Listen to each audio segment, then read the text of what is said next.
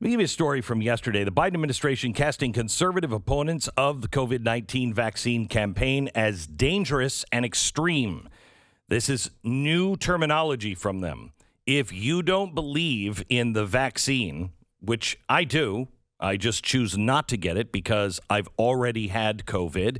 I still have the antibodies. I'm going to let my body do the work. But I have no problem if somebody wants to take the vaccine. I would not give it to my kids, but I certainly would recommend it for my parents or anybody else. In fact, we've urged our parents to get it, and they have. But if you don't take it, you are dangerous and extreme. Now, this is a political posture. And the reason why they're doing it is to convince people that we should take it. Hey, you dangerous extremist. You should get the vaccine. I don't think you're calling me a dangerous extremist, and you're going door to door.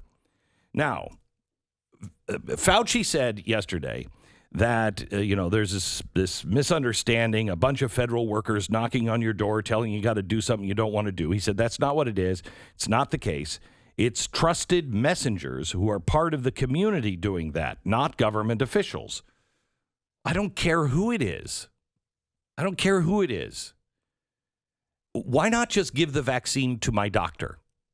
And my doctor can help me make the decision, and my doctor can give me the vaccine when I'm in the office.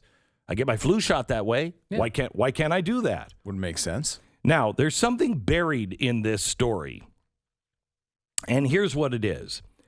Biden allied groups, including the Democratic National Committee, are also planning to engage fact checkers more aggressively and work with SMS carriers to dispel misinformation about vaccines that are sent over social media and text messages.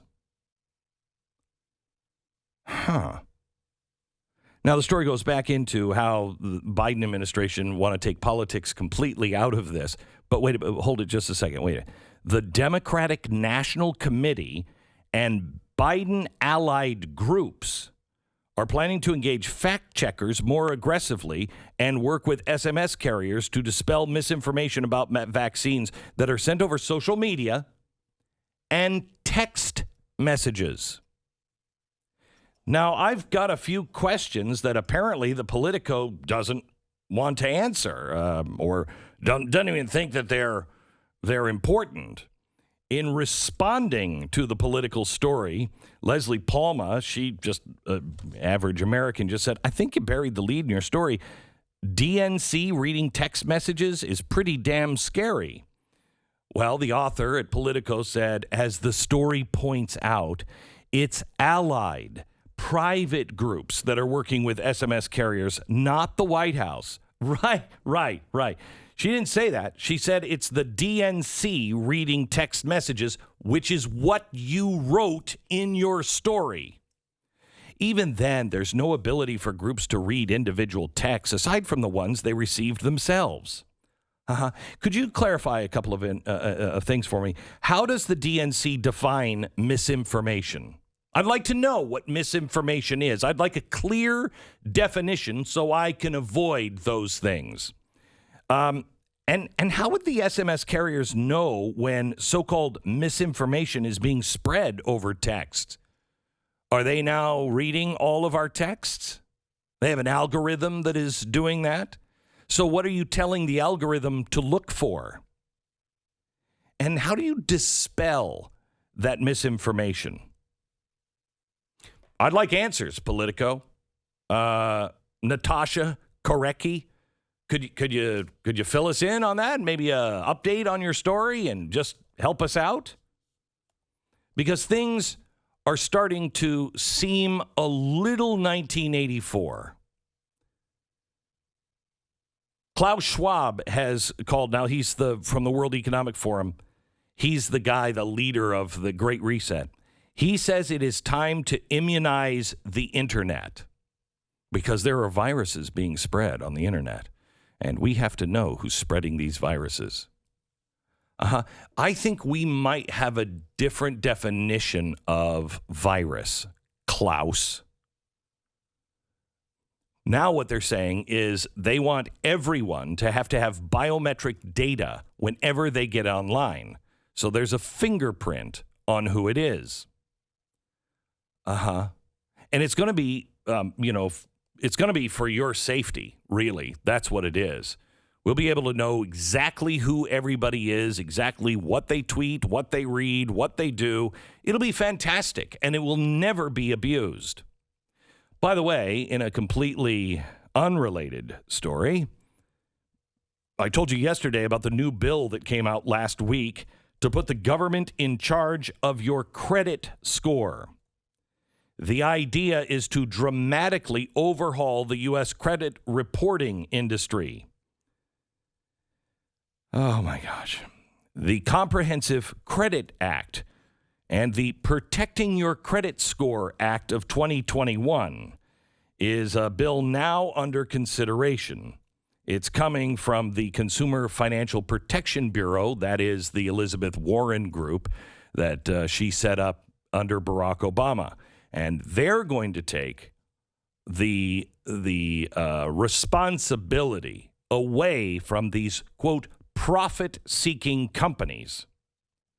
It's why these profit-seeking credit bureaus are constantly expanding their products into uses such as employment insurance, tenant screening, that ultimately harms Americans and contributes to the massive inequality in our nation.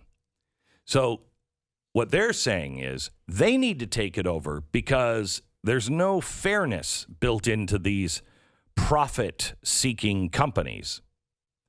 Do you realize what control the United States government will have over your life if they are the one issuing your social credit? And believe me, it will become social credit. It's not based on your financial ability. It's not based on merit. It's not based on what you make, how you spend it.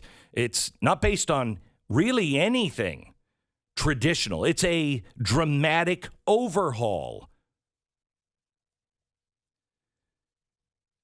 By the way, the banks are deeply in bed now with ESG. That is a new credit score that all of us will have.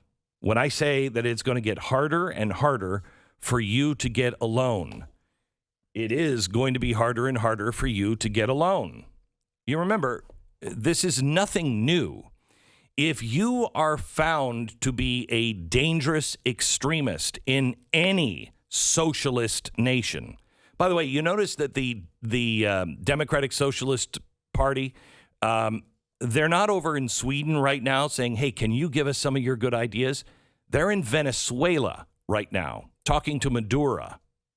Can you give us some of your ideas? I thought this was all about Sweden, not about that kind of socialism. I guess you were lying to us. What a surprise. What's happening right now is the Great Reset, but it is not a conspiracy theory. It is a conspiracy fact. It is my contention that the Marxist movement, these are useful idiots. They are being used by very powerful corporations and our government.